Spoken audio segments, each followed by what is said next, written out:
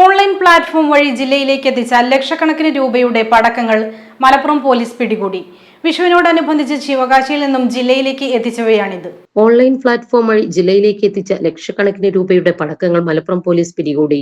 വിഷുവിനോടനുബന്ധിച്ച് ശിവകാശിയിൽ നിന്നും ജില്ലയിലേക്ക് എത്തിച്ചതാണിവ. മലപ്പുറം SPR വിശ്വനാഥന് ലഭിച്ച രഹസ്യവിവരത്തിന്റെ അടിസ്ഥാനത്തിൽ ഡിവൈഎസ്പി P ബിജുവിന്റെ നേതൃത്വത്തിൽ കൂടൂർ, മങ്ങാട്ടുകുലം, മലപ്പുറം, മൂന്നാംപടി എന്നിവിടങ്ങളിലെ പാർസൽ സർവീസ് സെന്ററുകളിൽ നടന്ന പരിശോധനയിലാണ് വിവിധ ആളുകളുടെ പേരിലായി വന്ന 28 പെട്ടിപ്പടക്കങ്ങൾ പോലീസ് പിടിച്ചെടുത്തത്.